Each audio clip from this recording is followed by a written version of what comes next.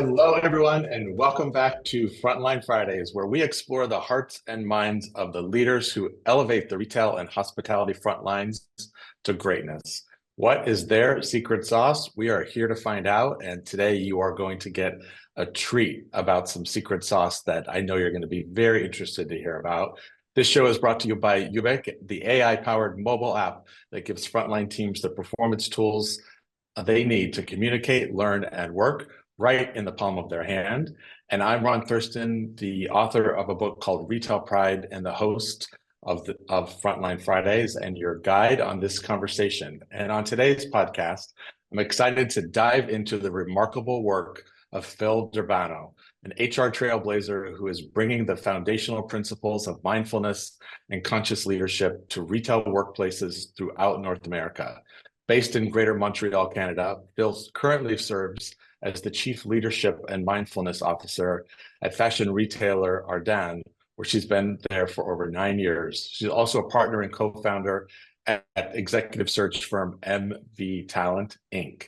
With a robust HR career spanning over 40 years, including pivotal roles at L Brands and Groupe Dynamite, Fil has earned a remarkable reputation as a change agent, culture builder, and innovative thinker across some of the most fast-paced industries.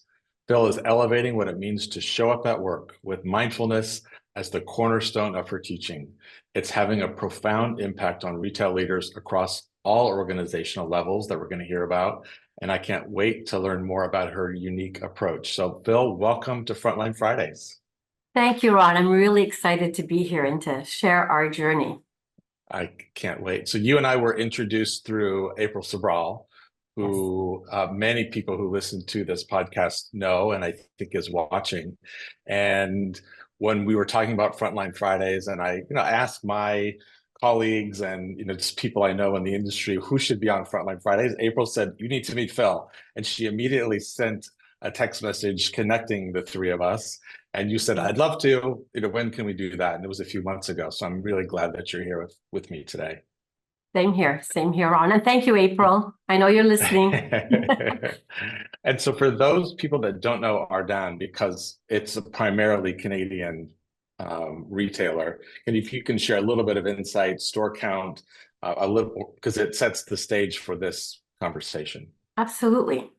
Well, Ardene is over 40 years old here in Canada, originated in Canada, and it is a destination for trend-led, full assortment, apparel, footwear, accessories. We focus mainly for women, but let's just say teens and tweens, and we've expanded our demographic to include Ardene kids and Ardene men.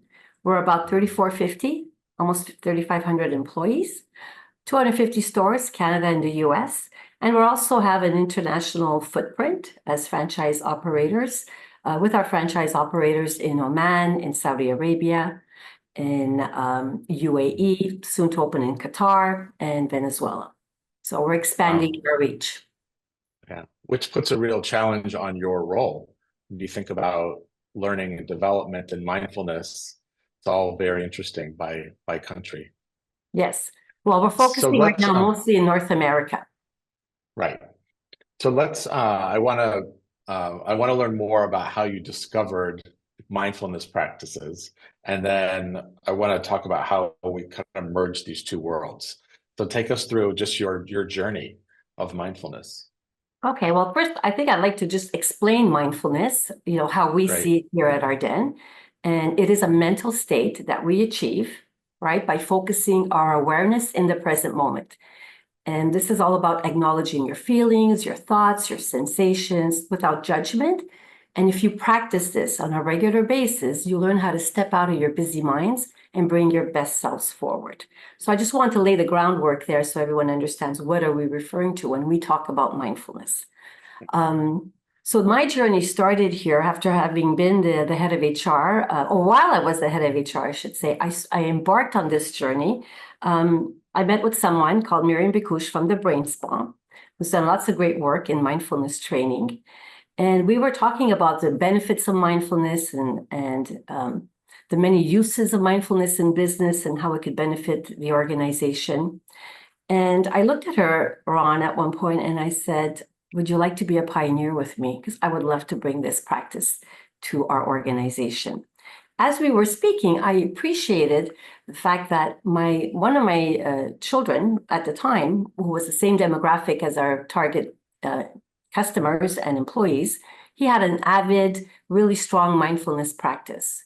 And I saw the benefits that it gave him, both personally and professionally. And I thought, how amazing would it be if we could bring these practices to our organization? When you think about it, Ron, our store count, our store employees consist mainly of part-time employees who work the core hours, which means they're studying and they're juggling a lot. This is how the conversation began. And so it was really an opportunity for us to look at that demographic and say, how could we give them the tools to help manage their stress? So when they're working our core hours, they're bringing their best self forward. And this led to a conversation with my CEO at the time, who I knew really cared about our employee population. And it was very organic. I just said, hey, there's this thing called mindfulness, and I see so many benefits and how it could solve some of our business challenges. Would you like to try it out? Let's start on that journey. So it was very, very subtle in our approach. I didn't go in there at the early days and say, I have a 5-year plan to bring mindfulness to our business. It was really about, we care about our people, we care about their wellness, we care about bringing solutions to our business to get the best out of our people. Mindfulness had a role to play. And we're going to get to the kind of how you do it and what have been some of the results, but I also want to kind of recognize that kind of high store count, high employee count, fast fashion businesses are not the first ones you would say, let's introduce mindfulness, because you said it, it's highly part-time, the turnover is relatively high. Are they invested in this? What will happen? And so when you talk about being a pioneer, you took an industry that I think the perception would be it's the least relevant population to introduce this to, and you did it. And why did you feel confident about that decision? Or did you? Maybe you said, let's just try it. Walk us through your thought process. Honestly, we really didn't know what we were getting ourselves into at first, right? We didn't know just how perseverant we had to be. We didn't know how we would address some of the challenges. We just dove right in because we just believed that there was a value to this practice in our business and that it could solve some of our challenges. But we didn't go in with 100% confidence, to be honest. It was a very immersive approach.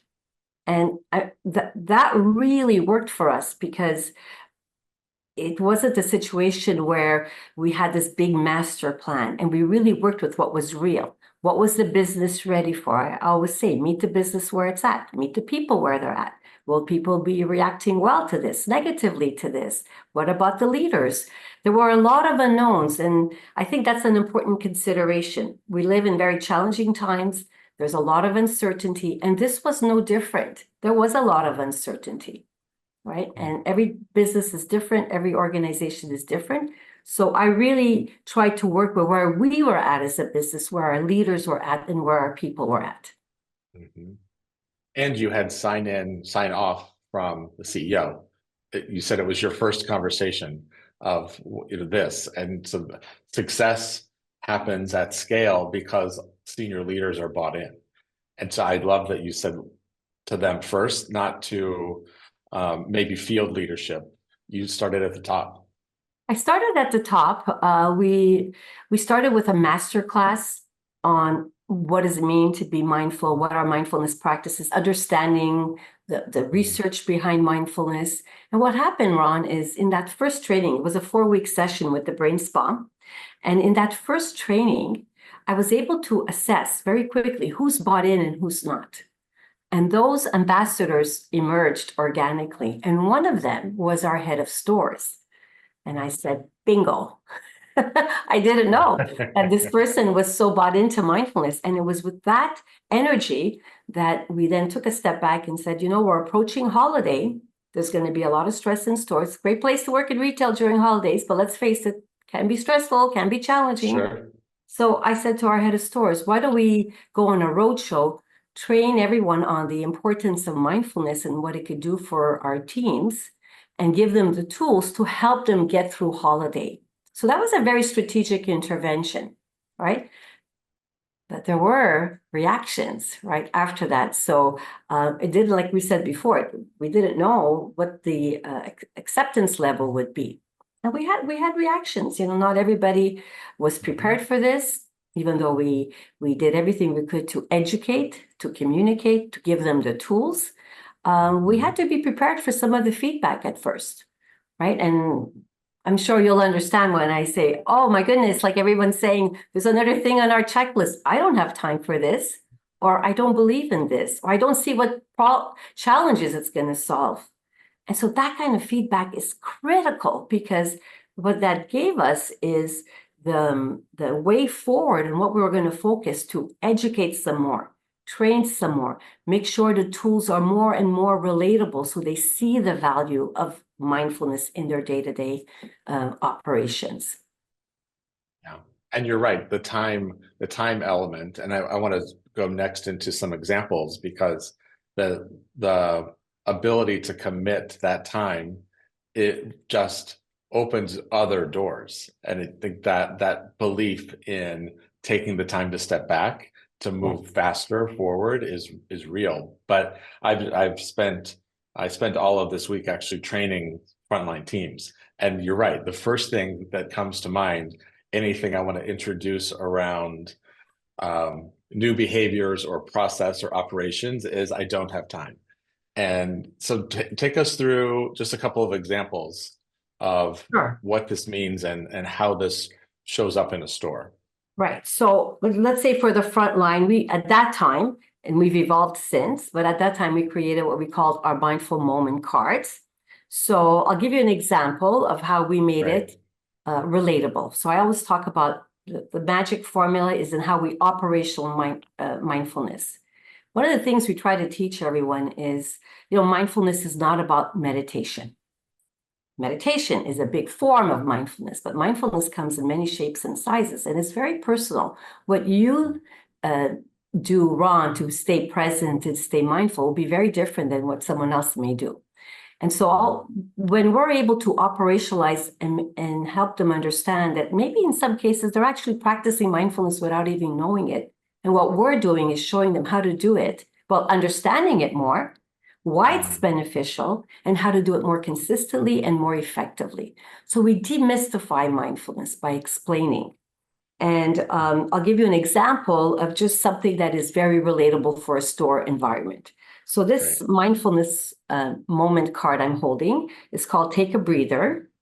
And it's pause and take a deep breath. Lengthen your exhale so that it's longer than your inhale. Feel the sensation of the air moving in and out of your body. Repeat 5 times. So we explain, we breathe 20,000 times a day without thinking about it. Consciously tuning in to your breath helps soothe your nervous system and restore balance in your mind and body. And then we give a practical example. Try this when you notice strong emotions like stress or frustration. For example, during a last-minute visual change. No surprise there. If you begin to feel overwhelmed, stop and take a deep breath before tackling the challenge with calm clarity. So for every role in the store, for every function in the store, and for every possible interaction in the store, we've taken those moments and we've found a way to bring in a mindfulness practice by understanding what the practice is, its benefits, and how you can use it in your respective role or interaction. So we have plenty and plenty of these. It's just a simple example because I know the last minute visual changes, they happen and they can be frustrating. And I would say maybe even more emotionally taxing can be customer interactions. So the tasks certainly, but there are times, and I've had many of these myself, where I needed to step away and have my own version of mindfulness after a customer interaction that was difficult. And anyone who works in retail or front lines in hospitality have these, not every day, hopefully, but often. And and I could see where this could show up of like, you know what, take a minute, go be mindful of your breath, you close your eyes. There are things that you could do to help reset, Absolutely. change the energy. Absolutely. We literally have it for when you take a break, when you are dealing with an irate customer, when you're approaching a customer. Um, when you take a break, how do you disconnect?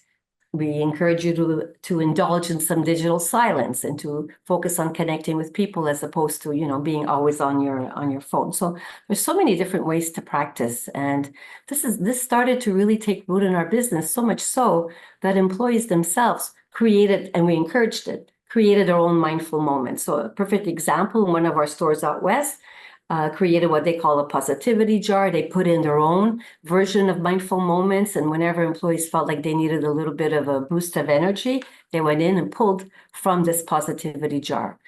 And Ron, this is where the magic happens, when it's so ingrained and a part of what we do every day that the employees are running with it. We're not just, Yeah. it's not just a push strategy, it's also a pull strategy. Everyone's engaged. And when you and I first met, we were also talking about retention and how to create environments. As someone that works with many brands and helps also the hiring, the idea of investment in people because of high turnover can feel like, what, do we really need to spend that money? Do we really need to do this work? They're not going to be here in a year anyway. And that is absolutely not your mindset. And in fact, you've said, that people have come to you and say, I've heard from my friends that this is a great place to work and I want to be here. And these practices that you're describing have changed the dynamic. And I don't know if you can share turnover statistics, but it sounds like it's changed the dynamic of how you retain people, which is a massive goal in fashion, fast fashion, or in any retail business today. So tell us more about that. Absolutely. Absolutely. Attracting and retaining talent. I mean, there's a talent crisis in retail. Attracting and retaining is key. And we believe that mindfulness has a role to play because it's under the umbrella of mental health, right? And there's a lot of data linking wellness to performance. And when employees feel that they are in an environment where they feel more supported, more cared for, their engagement levels increase.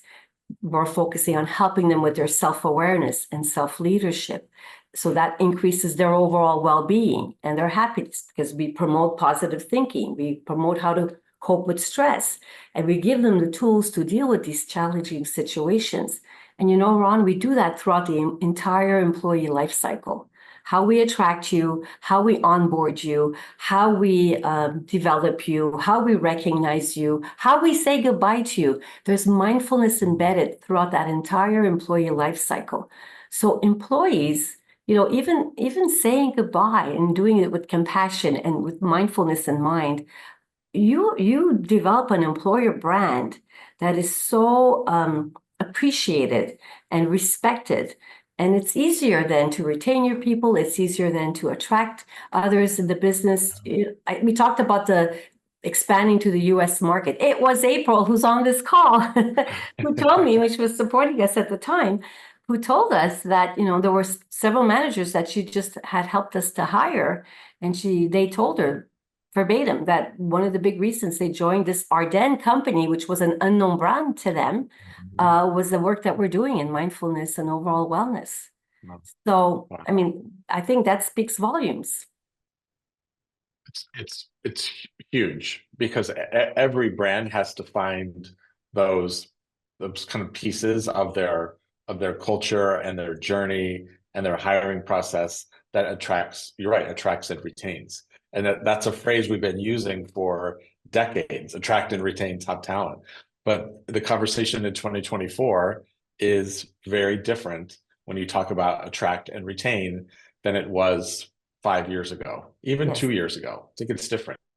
And we can't just kind of blanket and say, well, why wouldn't they want to work here? Here are all the great things. You have to consciously put practices into place and have important conversations about attract and retain.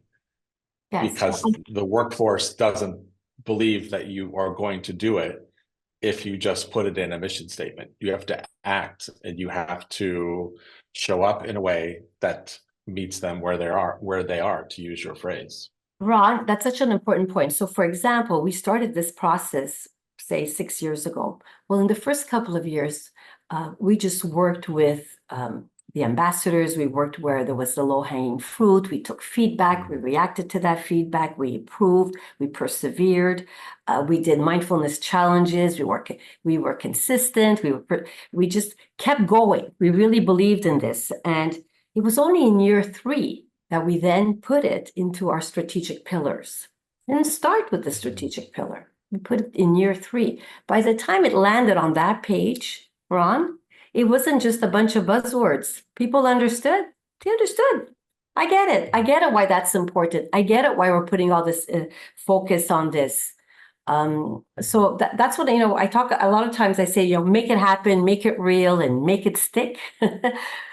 It's been a little bit of our approach leading to that strategic pillar of putting it in our corporate objectives, because we made it happen. We didn't overthink it. We jumped in and we just looked for every opportunity to bring mindfulness practices. And like I said, it doesn't have to be an HR thing. Anyone can bring mindfulness practice to a business. And it starts to be this contagious energy that has its roots, and everyone then wants to be a part of it. And you share testimonials and success stories. So we made it happen by working with what was real, working with whoever was ready, and not be too focused on who's not ready. Who's ready? Let's do it. And then make it happen, make it real was about operationalizing it, making it real in terms of the work you do and how you do things every day, and how could you embed these mindfulness practices consistently in your workflow. And then make it stick was about bringing it to the entire employee life cycle, right? In that employee life cycle, we also included, for example, a leader's declaration. All the leaders sign off that we're committed to bringing mindfulness to our business, and all of the different ways that we could be doing that. And then we continue to evolve and build on those programs. And again, with senior leadership sign-off.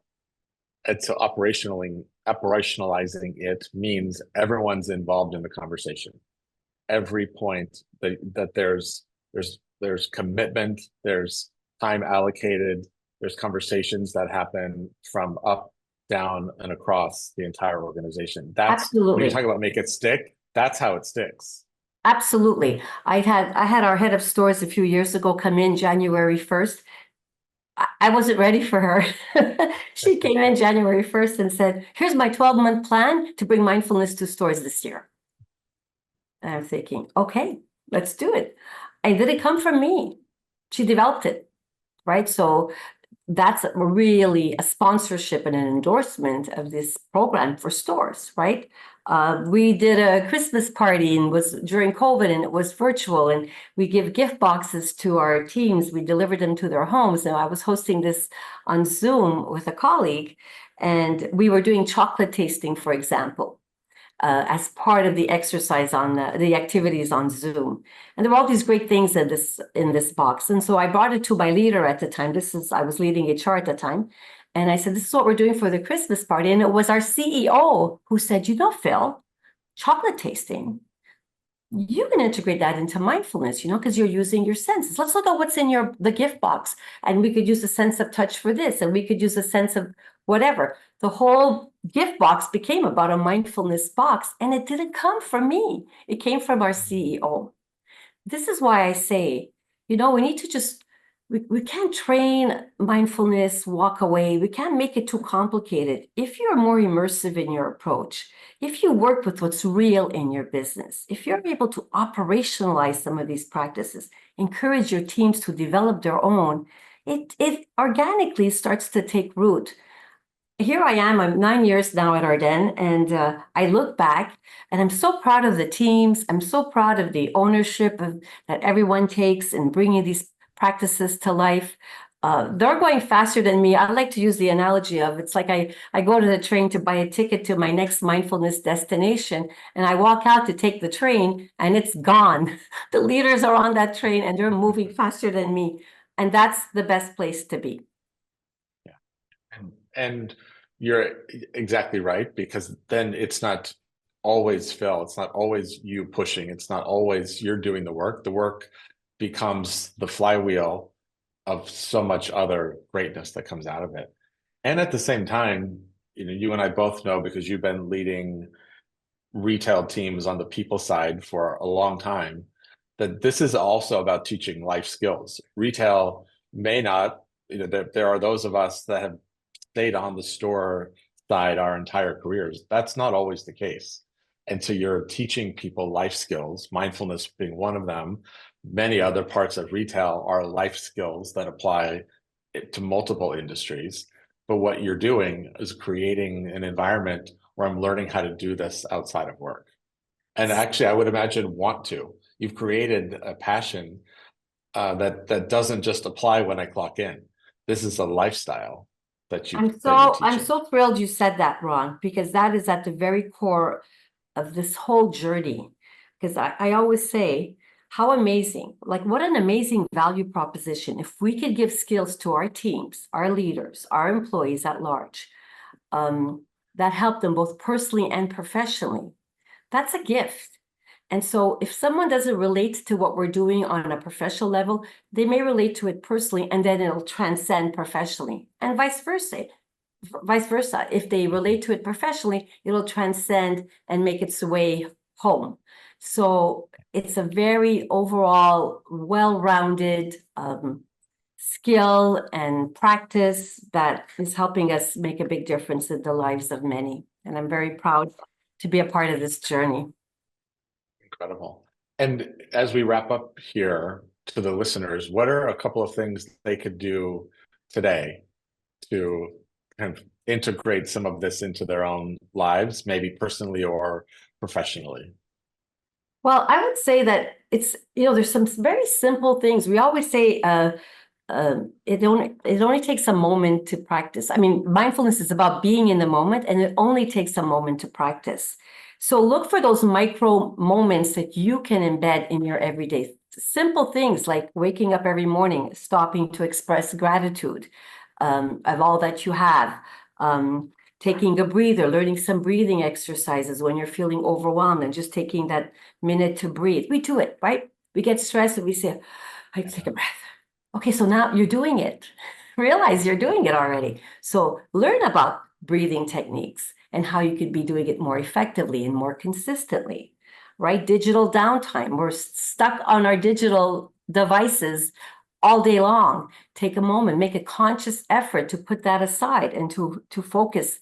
And even little things like walking in nature, or when you're at a break at the store, go outside and take a walk.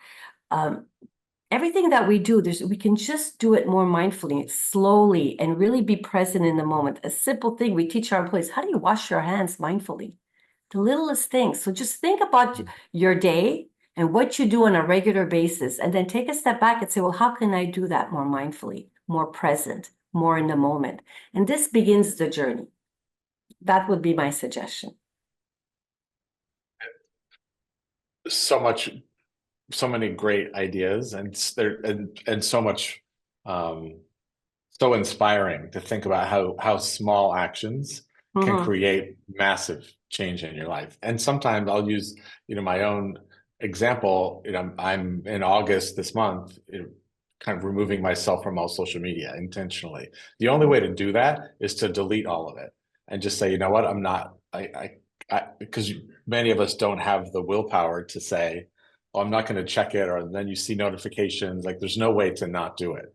So even yesterday, deleted everything and feel like I'm just going to step away, because that's a mindful practice for me. That's an important way to make sure that I'm lifting my head up and experiencing the world in a different way. That's fantastic.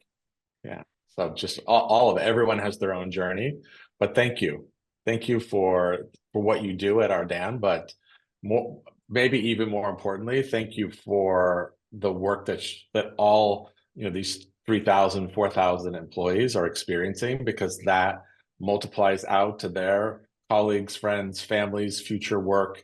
The massive positive influence that you're having on the workforce in this industry. So thank you. Thank you, Ron. It's been a real pleasure engaging with you on this topic. Thank you. Thank you. So much more to come. Thank you again, Phil. And I will be back in 2 weeks on August 16th with Ashley Helkin, who's the Senior Director of Training at Bonchon. So we're going to go to a completely different direction here and talk about quick service restaurants and talk about kind of frontline experiences in the very fast-moving quick service restaurant industry.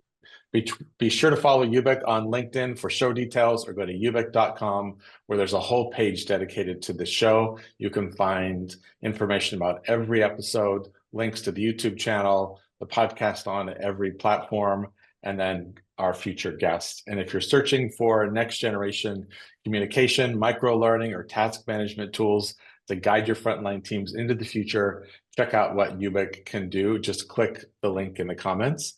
And with that, I will say thank you. Have a great weekend. And thank you again, Phil. Thank you.